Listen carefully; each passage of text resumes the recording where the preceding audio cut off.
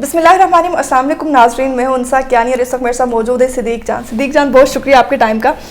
سب سے پہلے میں آپ سے پوچھنا چاہوں گی کہ جب سے تحریک انصاف کی گورنمنٹ آئی ہے, ہر طرف سے باتیں کی جا رہی ہیں کہ ابھی گورنمنٹ گئی, 1-2 دن کا ٹائم دیا جا رہا ہے, مہینوں کا ٹائم دیا جا رہا ہے, ہر طرف سے باتیں کی جا رہی ہیں کہ گورنمنٹ بس جانے والی ہے.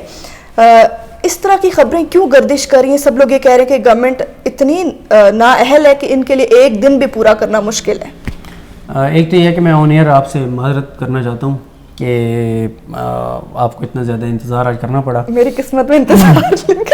تو دوسرا یہ ہے کہ دیکھیں, بات یہ ہے کہ وہ جیسے عدالتوں کے بارے میں کہا جاتا ہے نا کہ تاریخ پہ تاریخ, تو یہ وہی تاریخ پہ تاریخ دی جا رہی ہے. میں ویسے ان سے اگر مجھ سے سچی پوچھا نا تو کبھی کبھی تو دل کرتا ہے کہ یار 15-20 دن کے لیے نا بندہ کہیں نکل ہی جائے آرام سے, ان ساری چیزوں سے دور ہو جائے بندہ. جو اس وقت فضول چیزیں چل رہی ہیں نا, ہر طرف جھوٹ کا ایک ایسا بازار اور ایسا بازار گرم ہے اور ایک ایسا طوفان بدتمیزی برپا ہے ہر طرف.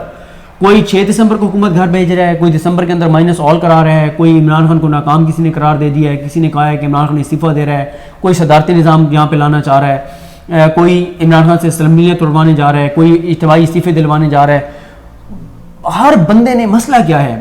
مسئلہ یہ ہے کہ میں اتنی بار بتا چکا ہوں اس بات پہ کہ لوگوں کی یہ سن کے کان پک گئے ہوں گے کہ 3 طرح کے لوگ ہیں. 70% میڈیا اینکرز تجزیہ کار وہ ہیں جو ظاہر نون لیگ کے حامی ہیں, پیپلز پارٹی کے حامی ہیں, وہ تو عمران خان کے خلاف ہیں.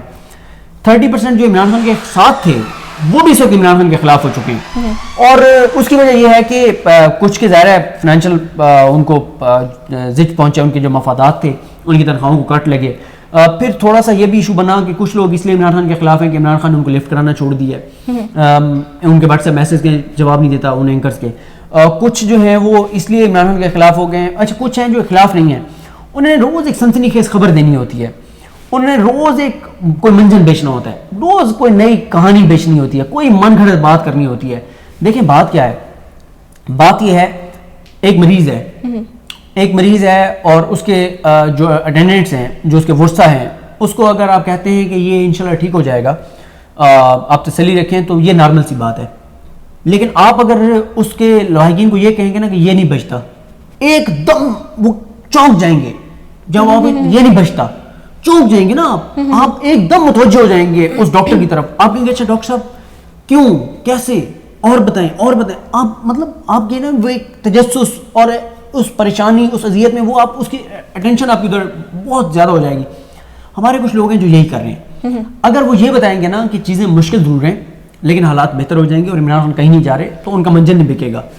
ان کا مسئلہ یہ ہے کہ جب وہ یہ کہتے ہیں نا کہ عمران خان گیا, ایک دم لوگوں کے اندر ایک مایوسی, بے چینی, کیونکہ 2 طرح کے لوگ ہیں. ایک تو ظاہر ہے جو عمران خان کے کارکن ہیں, عمران خان کے حامی ہیں, لیکن دوسرے وہ بھی ہیں جو انڈیپینڈنٹ ہیں, جنہوں نے چاہے جس کو بھی ووٹ دیا, وہ یہ کہتے ہیں یار یہ ملک ہے, یہ مذاق ہو رہا ہے کہ ایک الیکشن ہوا, ایک حکومت آئی, ابھی اس کو 7 سال ہوئے ہیں, اس کو گھر بھیج دیا جائے گا. پھر آپ کے پاس آپشن کیا ہے؟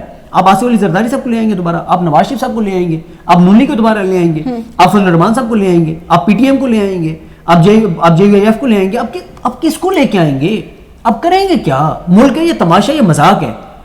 ایک جس طرح سے اس وقت پاکستان کے اندر جو چیزیں ہو رہی ہیں, میرا خیال ہے کسی ایک گھر اس طرح نہیں چل سکتا جس طرح سے یہاں پہ معاملات چلائے جا رہے ہیں. کیمرہ ہے تو وہ سویا ہوا ہے, سوشل میڈیا ہے تو بے لگام گھوڑا بنا ہوا ہے, کوئی اس کو پکڑنے والا نہیں ہے, کوئی کسی کو پوچھنے والا نہیں ہے. روز ایک جھوٹی خبر دی جاتی ہے, روز فیک نیوز, روز ہائپ, روز ڈرامے بازی, روز رنگ بازی, عجیب و غریب طرح کے معاملات چل رہے ہیں. تو میرا یہ خیال ہے کہ حکومت کی بھی سمجھ نہیں آتی کہ ویسے وہ میڈیا کھیلتے ہیں, ان کی ساری توجہ میڈیا پہ ہوتی ہے, لیکن بھائی جو جھوٹی خبریں آپ کے حوالے سے آتی ہیں, آپ کیا ایکشن لے رہے ہیں؟ سوشل میڈیا پہ جو چیزیں آپ کے خلاف ہیں, کیا ایکشن لے رہے ہیں؟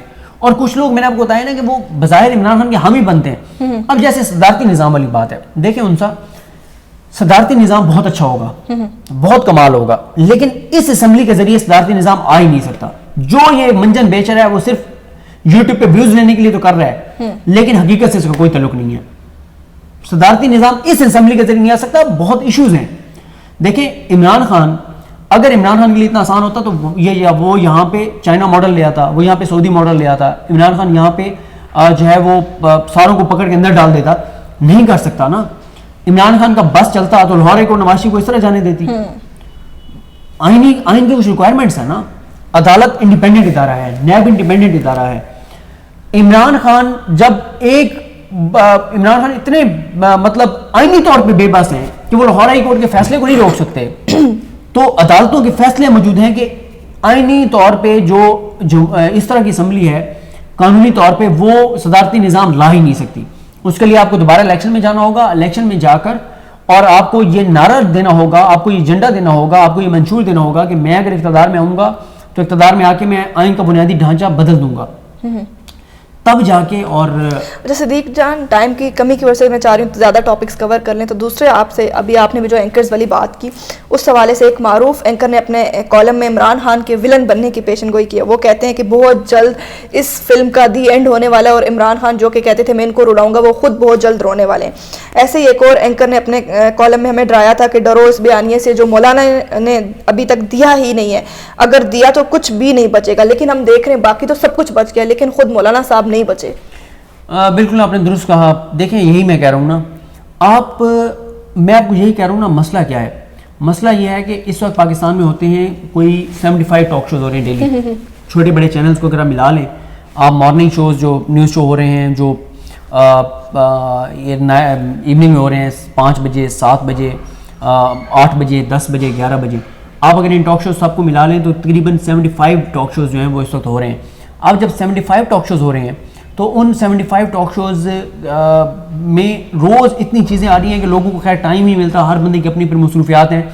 ورنہ آپ کسی بھی اینکر جو آج خبریں دے رہے ہیں نا ان کی 1 سال پہلے کی خبریں دیکھ لیں، 6 ماہ پہلے کی ویڈیوز دیکھ لیں، آپ کو اندازہ ہو جائے گا کہ ان کی کتنی ویڈیوز. جو آپ نے سوال کیا مولانا کے حوالے سے، آپ مجھے ایک بات بتائیں، ان سا جن لوگوں نے 1 مہینے تک قوم کو ذہنی اذیت میں رکھا، ذہنی طور پہ بیمار کر کے رکھا، ڈرا کے رکھا، خوف میں رکھا کہ مولانا آ رہا ہے تباہی و بربادی لا رہا ہے، مولانا آ چکا ہے تباہ و برباد کر کے جائے گا، مولانا آ گیا ہے استعفیٰ لے کے بغیر نہیں جائے گا، مولانا ڈی چوک پہ چکر لگائے بغیر نہیں جائے گا.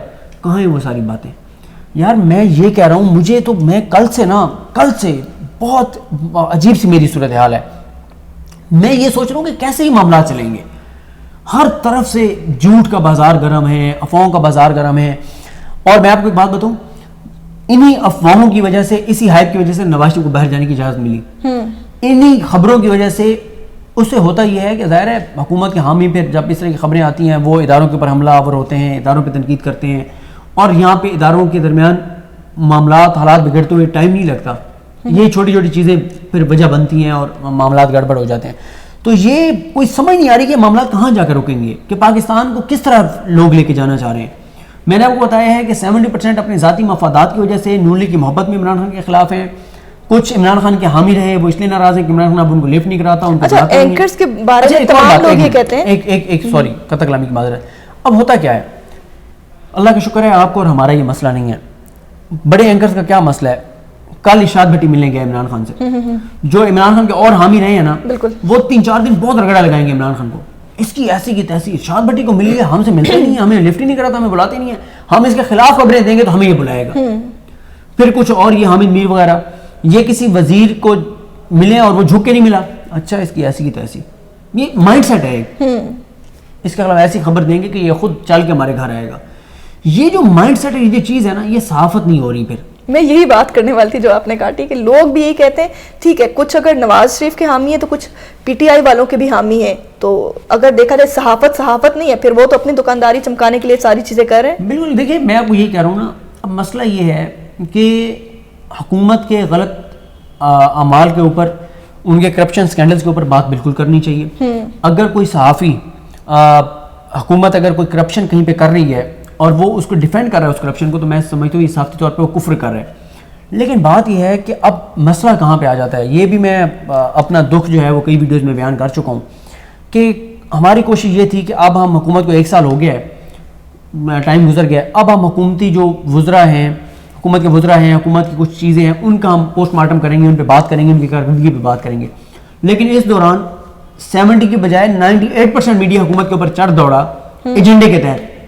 اگر ہم نیک نیتی کے ساتھ بھی حکومت کی جو چیزیں جو ہم سمجھتے ہیں کہ ان کو بہتر بنائیں ان پہ بات کریں گے، تو وہ 2% بھی پھر تو 100% اس کے خلاف چلے جائیں گے. ہم یہ کہتے ہیں کہ جھوٹی خبروں کو روکیں, جو صحیح جو حکومت کے اوپر تنقید کرنے والی باتیں ان پہ تنقید کریں تاکہ حکومت اپنی کارکردگی کو بہتر بنائے. جب آپ جھوٹی خبریں دیں گے, من گھڑت سٹوریاں دے کے آپ دباؤ جھوٹے انداز سے بڑھائیں گے اپنی ذاتی, حکومت پھر آپ کی جو میڈیا کا وہ حلقہ جو سیریس تنقید کر رہا ہے, جہاں پہ تنقید بنتی ہے, جن چیزوں کو حکومت کو ٹھیک ہے نا, حکومت ان کے اوپر بھی توجہ نہیں دے گی. اچھا, ایک آخری سوال جس پہ مختصر جواب آپ دیجیے گا. رہبر کمیٹی کے سینئر اراکین جس میں مذہبی جماعتوں کے اراکین بھی شامل ہیں, ان کی ایک گفتگو کی ویڈیو ایک لیک ہوئی ہے جس میں وہ عمران خان کی اہلیہ کے بارے میں غیر اخلاقی گفتگو کر رہے ہیں. مجھے بذات خود دیکھ کے بہت دکھ ہوا کہ مذہبی جماعتیں خاص طور پہ اس طرح کی اخلاق سے گری ہوئی باتیں کیسے کر سکتے ہیں یہ لوگ. آپ کے سوال پہ مجھے آپ سے جتنی مایوسی ہوئی ہے آپ سوچ بھی نہیں سکتی کہ آپ اس سے زیادہ کیا توقع رکھتی ہیں ان سے, فضل الرحمان صاحب سے. باقی تو پھر بھی مذہبی جماعتوں کو کیا اخلاقی طور پہ یہ کیا مذہبی جماعت کو یہ زیب دیتا ہے کہ وہ کسی شخص کو دائرہ اسلام سے خارج قرار دے جو مسلمان ہو؟ کیا مذہبی جماعت کا یہ کام بنتا ہے کہ وہ ذاتی مفادات کے لیے ختم نبوت کے نام پہ فنڈنگ لے؟ کیا مذہبی جماعت کے رہنما کو, راہبر کو, کپتان کو, قائد کو یہ زیب دیتا ہے کہ وہ اتنی داڑھی رکھ کے اور ڈھٹائی کے ساتھ جھوٹ بولے؟ تو آپ کیوں اس کو اتنا وہ کر رہی ہیں, آپ دل پہ لے رہی ہیں؟ ان سے کس بات کا آپ توقع رکھتی ہیں؟ ان کا کام جھوٹ بولنا ہے, بددیانتی کرنا ہے, ذاتی مفاد ہے. وہ تو اپنے مفاد کے لیے دین کو بیچ رہے ہیں. اور عمران خان نے درست کہا تھا کہ مجھے تو ان کے آخرت کی فکر ہے, تو ان سے کوئی توقع نہ رکھیں. انہوں نے یہ تو کچھ بھی نہیں ہے جو انہوں نے کیا ہے. ان کا تو بس نہیں چلتا کہ یہ ریحام خان کی کتاب کی جو چیزیں ہیں وہ وہاں پہ تقریر میں اپنے کرتے. تو یہ ان سے آپ کوئی اخلاقیات کی توقع نہ رکھیں. یہ بد اخلاقی کی تمام حدیں جو ہیں وہ عبور کر چکے ہیں اپنے ذاتی مفادات کی خاطر. بہت ہی زیادہ یہ دکھ کی بات ہے. اس کے ساتھ ہی صدیق جان بہت شکریہ آپ کے ٹائم کا. تھینک یو سو مچ. اللہ حافظ.